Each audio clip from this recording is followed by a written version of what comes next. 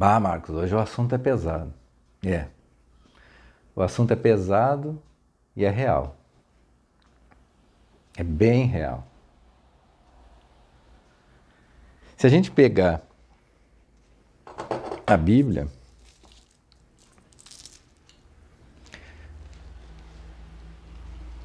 a palavra do Senhor, a gente vai encontrar lá no livro de Tobias, o livro que eu mais amo na Bíblia é o livro de Tobias, para vocês saberem.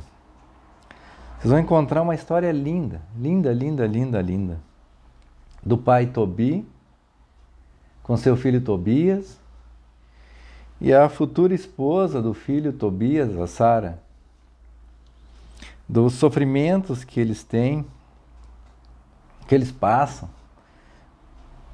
Não quero contar a história, tá? Quero que tu leia depois esse livro. Ele é lindo, ele é curtinho, ele é lindo. Leia ele. Isso dava uma série, sabe? Essas séries de TV, isso dava um filme lindo. Fica a dica para quem estiver me assistindo aí, que seja dessa área, faça um filme disso aí, faça uma série. Isso é lindo demais. E fala de anjos. Tem um anjo do bem, que ele se apresenta como Azarias, mas no final ele se revela como São Rafael. Ele é um anjo da cura, que ele cura doença do corpo. Ele é um anjo de libertação, ele liberta dos demônios. Ele é um anjo companheiro de viagem, porque ele acompanha Tobias. Então, se tu precisa dessas coisas, invoca São Rafael. São Rafael, rogai por nós. E do outro lado, o anjo maligno, que se chama Asmodeu. É um demônio que destrói casamentos, matrimônios. Asmodeu. E é aí que eu queria chegar. Então vocês vejam que assim como a gente tem os anjos de Deus com funções pré-determinadas, o que eles fazem, onde eles costumam atuar, o mal, ele gosta de imitar tudo que é de Deus. Então os dele também, eles têm especialistas em cada área. Para cada coisa tem um tipo de demônio.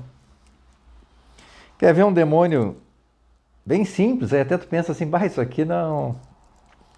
É um demônio que te faz rir naquela hora onde tu não deveria rir. Tu já enfrentou uma reunião que acontece alguma coisa e fica te fazendo de tudo para te rir numa hora que tu não deveria rir e tu cai numa gargalhada terrível e tu não quer rir, só que tu não tem controle mais sobre aquilo. É um demônio te fazendo rir ali para te causar prejuízo na tua vida. Porque Deus não faria isso. Deus não faria esse tipo de coisa. Então, existem vários tipos de demônio.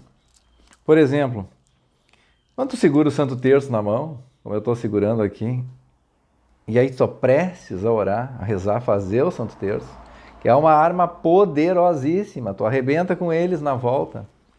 Vem o demônio do sono. E é um sono sobrenatural. Ele vem do nada. Tu não estava com sono antes. Ele vem e ele começa a tentar te apagar, tentar te apagar, tentar te apagar. E é muito forte aquilo.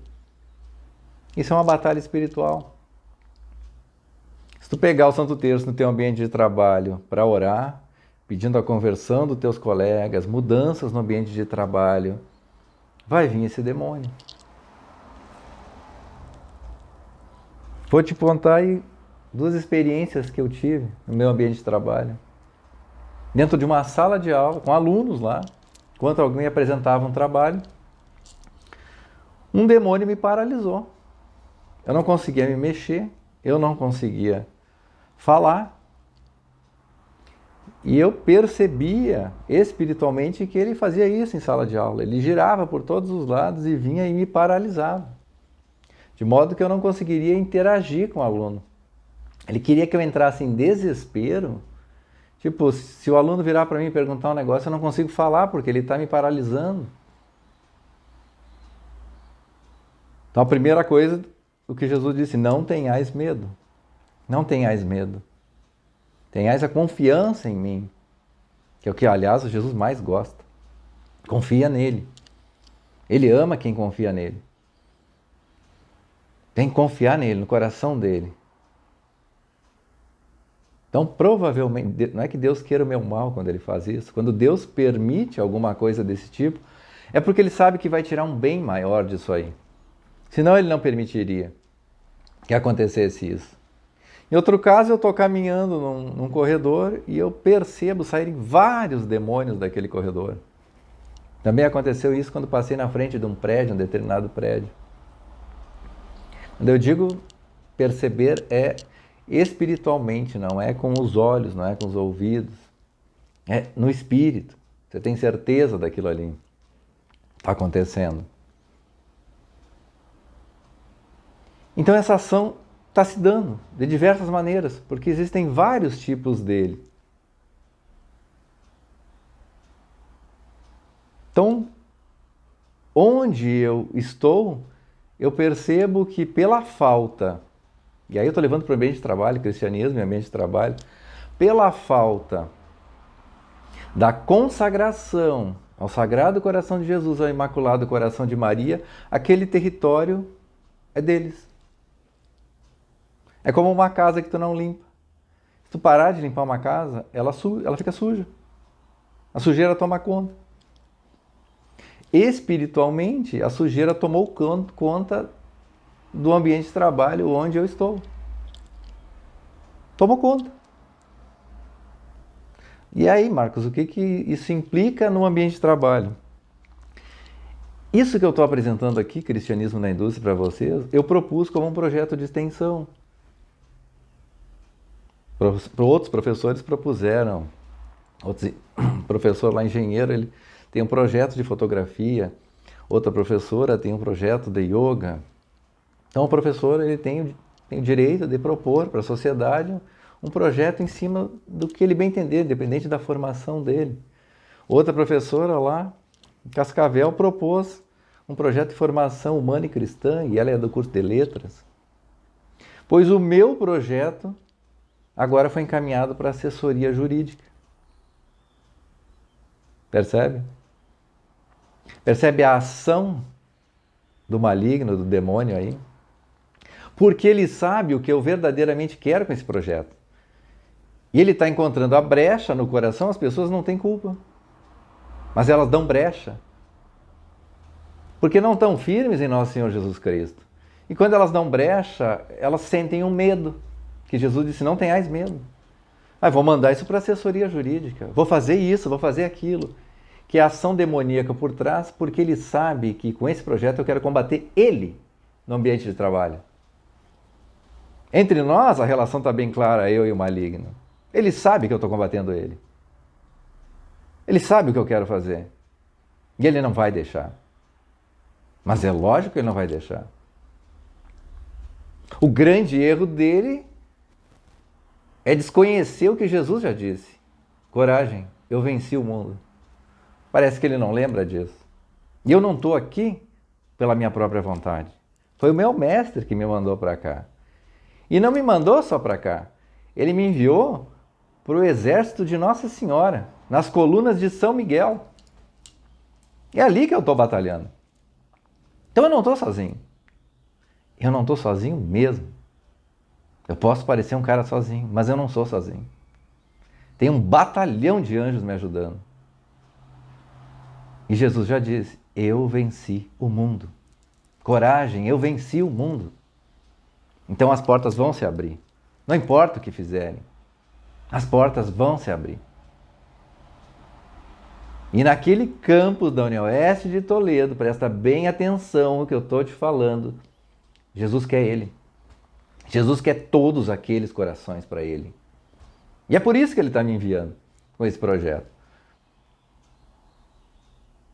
Tantas vezes eu me perguntei, mas professor de engenharia, que começou depois aos poucos, sair da parte que trabalhava de sistemas particulares, operações unitárias, começou a migrar para gestão de empresa, dentro de gestão de empresa encontrou lá no comportamento organizacional espiritualidade nas empresas, começou a juntar isso, já vivia umas experiências místicas ao longo de toda a minha vida, se eu contar para vocês, inclusive deixo no meu livro, com licença, só um pouquinho, eu esqueci de pegar meu livro aqui, mas deixo aqui minhas experiências para vocês, no último capítulo, no capítulo 12, Amando de Nosso Senhor Jesus Cristo, pediu que eu escrevesse isso, escrevi isso aí, em adoração ao Santíssimo Sacramento.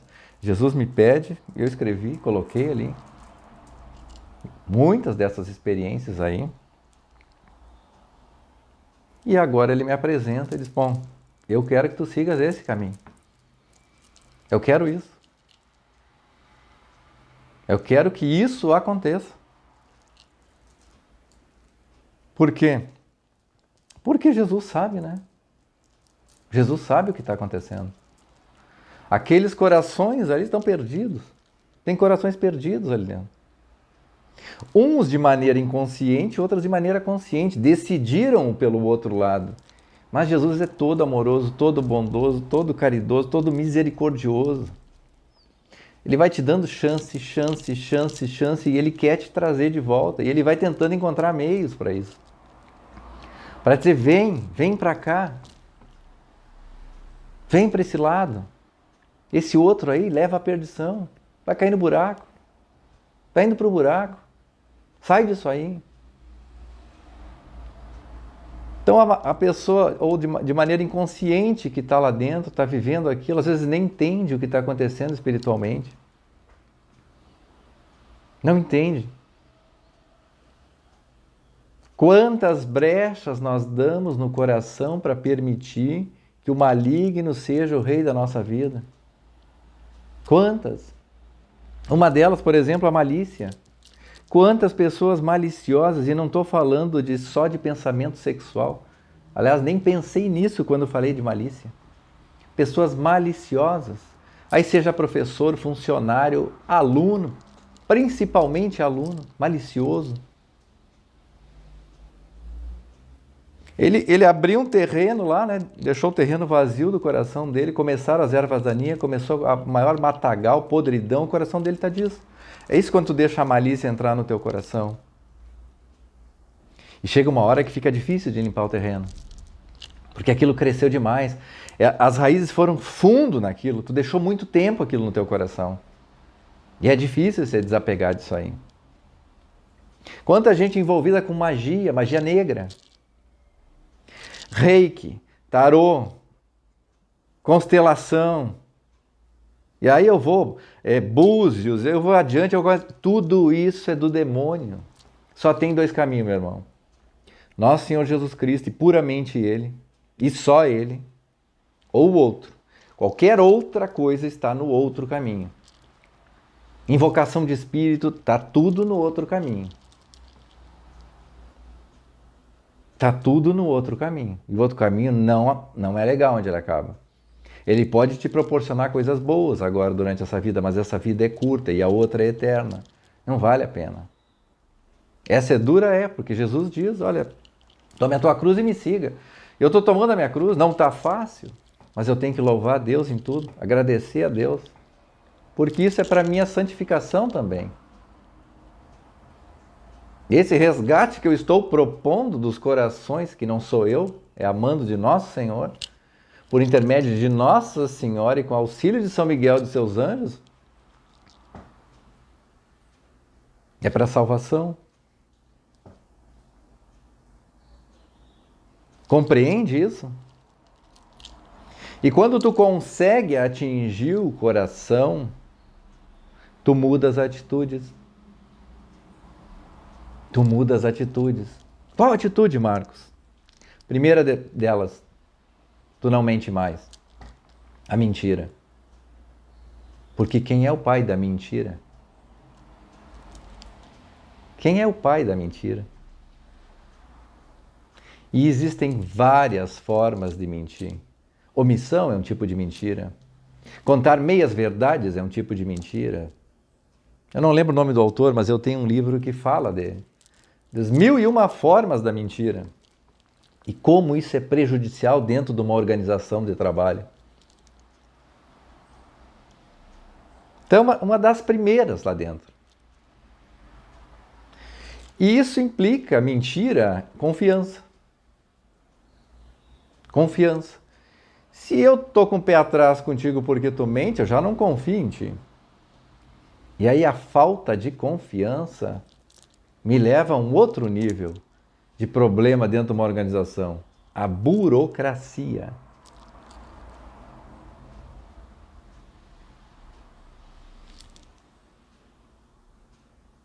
Trava as coisas, emperra. Quer ver onde se aplica? Nessa minha vivência de 20 anos dentro de uma universidade, pensando que tem 3, 4 que mentem e que eu preciso pegar eles, o sistema se adequa a encaçar esses 3, 4. E os demais que fazem tudo certo são sobrecarregados com coisas que foram projetadas para pegar esses caras. E trava a vida dos que fazem certo.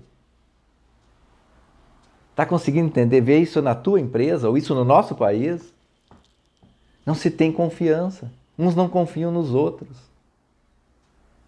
Em vez de favorecer os que fazem certo, premiar os que fazem certo, eu quero caçar os que fazem errado.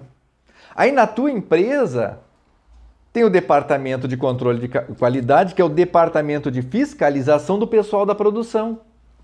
E recebem dinheiro se encontrarem furos na produção. Tu torna inimigo 2 departamentos. E essa cultura é em tudo que é lugar, não é só na universidade, é em tudo que é empresa. Você promove guerra dentro do teu dentro da tua empresa, uns contra os outros ali dentro. Eles não são um time. Se você bota alguém no papel de polícia, automaticamente você botou alguém no papel de ladrão.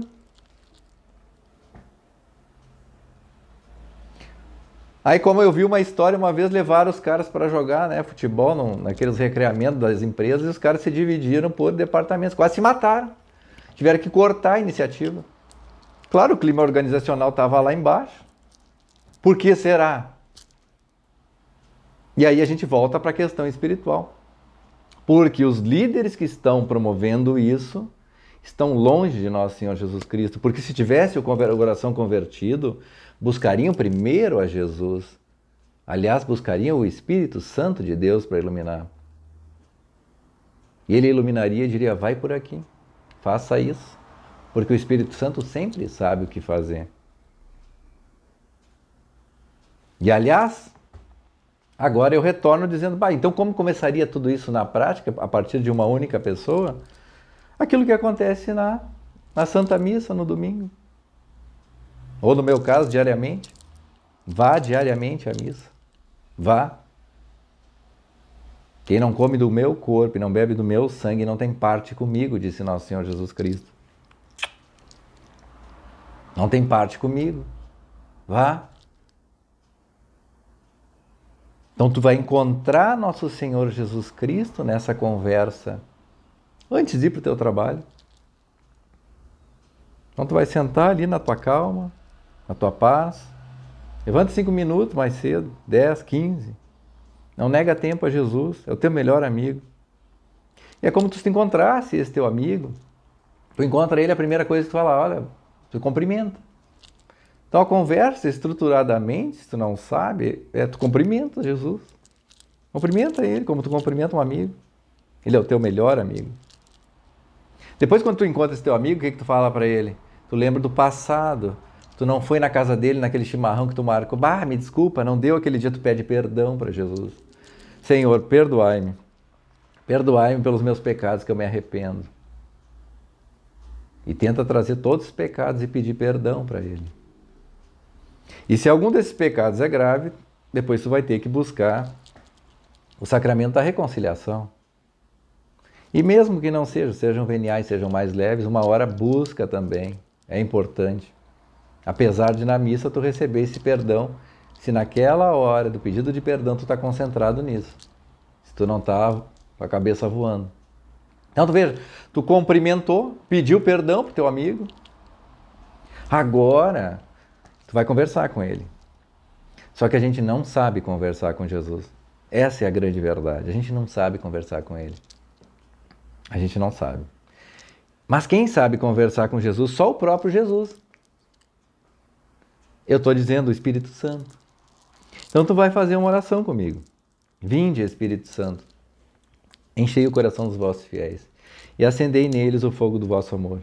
Enviai o vosso Espírito e tudo será criado e renovareis a face da terra. Oremos. Ó Deus que instruístes os corações dos vossos fiéis com a luz do Espírito Santo, fazei que apreciemos retamente todas as coisas segundo o mesmo Espírito e gozemos sempre da sua consolação por Cristo Senhor nosso. Amém.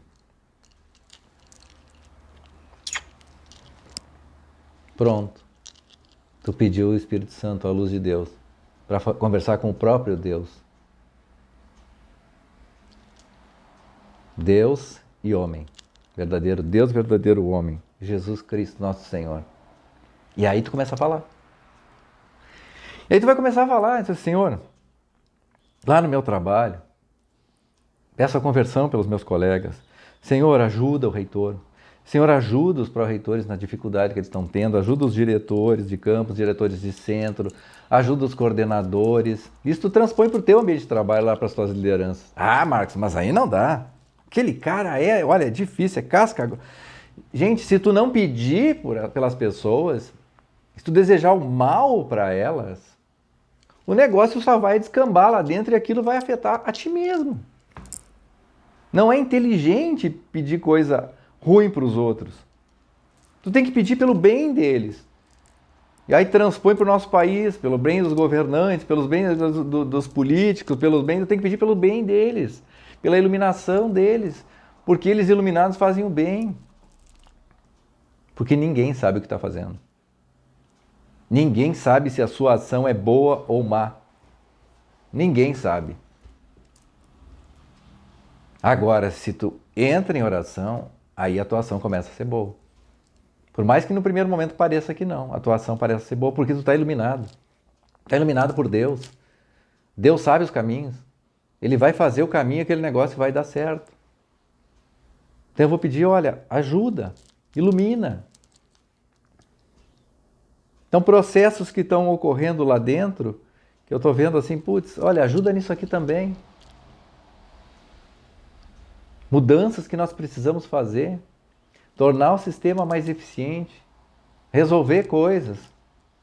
Precisamos de ajuda, soluções que nós precisamos dar. Precisamos de ajuda. Ajuda a gente. A gente tem um Pai no céu. Nossas orações são levadas ao céu. Os anjos vêm, pegam e levam nossas orações ao céu.